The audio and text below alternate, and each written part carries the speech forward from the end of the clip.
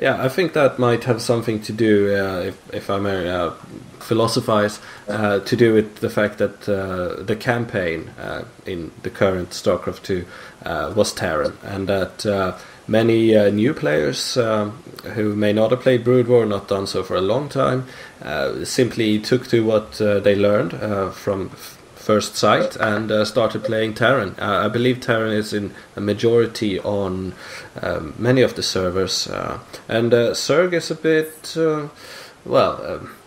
conceptually difficult to get close to, but if the balance is okay, and of course that's debatable, time will enable people to learn how to do Zerg as well, and we have a couple of dominant Zerg players who are leading the way, I think, and Rhett will be playing Zerg as well, won't he, Victor, when he's now getting back into the swing? Yeah, Rhett will be playing Zerg. I think many Zerg players are happy to hear that. But yes, you mentioned, Mathew, the free-for-all very recently, and Husky made a big hoo-ha about it.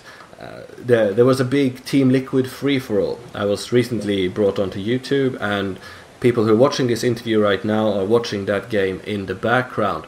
It was almost the entire Liquid clan and some other guys, including you, Victor, who met in a big free-for-all, and it was epic indeed. Can you tell us a little bit about that for funsies' sake? Yeah. Well, it was really, really fun to do, actually. I mean, I haven't seen such a thing from top players before, and I mean, free-for-all has always been a part of the scene, right? I mean, it's never been something with tournaments or anything like that, but I think it's a lot of fun to actually see top players performing in it once in a while to see how it goes, and I had a lot of fun playing it too. It was great. I would like to apologize to Red. I was just gonna say that you cannon rushed him. I want to tell him that it was going to be whoever was below my base that's going to be cannon rushed. It wasn't because it was Red, but it was going to be anyone. I felt like the free-for-alls are generally a little bit slow in the beginning, and I thought it would be fun if someone at least brought some action early in the game. I decided it had to be me, and yeah, it had to be Red apparently who died to it. But that's okay. Yeah, well, it was a lot of fun, and people should definitely spend an hour of their lives watching it. There's a link in the description as well as it's going on in the background. By now, Reto will have left the game a long time ago, though. But speaking of the entertainment factor, and YouTube, of course, has been integral in making StarCraft Brood War and now StarCraft 2 so accessible to many people, because one may play a little or a lot on a casual level. Few people go up to Diamond and compete at the highest level, but many of us, myself very much included, like to just watch high-level play, and sometimes just fun-level play. And YouTube enables that, and people like Husky, HD, Day9, and many others have really made this so accessible to so many people. And that's, of course, why you people are going to Korea, or at least part of it, because it's so popular now. And technology has enabled that to happen. How do you see YouTube and other streaming services playing into what you do, and what's the potential in that? Mathew? Yes, Mathew. Oh, okay. Well, I'd just like to share a quick story first, just to show the reach. My girlfriend works in IT, and several of her colleagues have been caught watching Husky YouTube channels while at work and discussing the little one and Team Liquid while at work.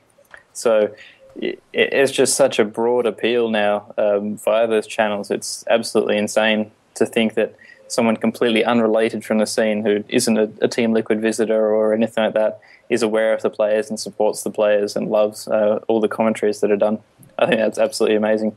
And in fact, I managed to get Husky to do a personalized audio message to my girlfriend's colleagues, and they absolutely love that for obvious reasons. But yeah, YouTube is so powerful now.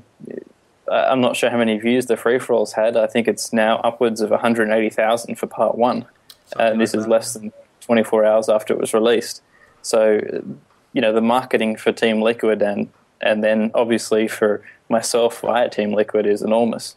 And working with Husky and other commentators on projects like that is just very, very rewarding. But you have to have the flip side that of course people can get burnt out of watching players playing over and over and over again via the commentary. So you have to have the balance of releasing the best games to the commentators and making sure that once or twice a week or even less sometimes the good the good games are shown with our players in it. Yeah, and that's of course another field where this anarchic chaos right now is very present, because there's little to none organization in between the YouTube producers, the commentators, and the various entities that release material. It's cool games here and there, and anything with the little one gets casted immediately, and other big names as well. And it's all good. I mean, I watch it every morning with my coffee, and it's glorious. But it's very difficult to actually stay on track or know what is going on and in what order, because no one is talking to each other about what to do now, and etc. And I mean, I brought that up with Diggity in the last interview as well. A year or two ago in the Brood War commentator scene, there were actually a lot of collaboration in between the commentators, and they made sure to cover practically every game that was broadcasted on Korean TV with English commentary on YouTube. That was quite fantastic, really. And now it's just, again, a big free-for-all. And I think there a lot could be done in terms of organization, really, because it can get a bit overwhelming, especially if you subscribe to many commentators. There's a lot of overlap, and there are also many gaps. Again, food for thought for people who are into logistics there, definitely.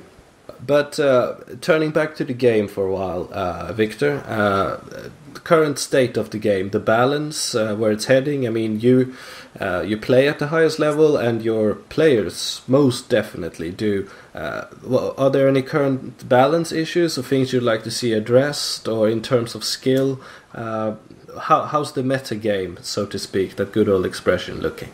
Well, I wouldn't really ask for change, to call out for changes like that directly, to pretend like my opinion is all knowing about balance. That would just be it would be a little bit ridiculous. I think it is very hard to say anything about balance this early in the game. The races have barely been explored. We've just started, and already people have such strong opinions. I mean, you can speculate on balance and things like that, but to have such strong opinions, I think right now is a little bit over the top. Like something I would say I notice is that when I compare the races and I see a Terran player play, I do think all of them make a lot less mistakes than the Protoss and Zerg players make.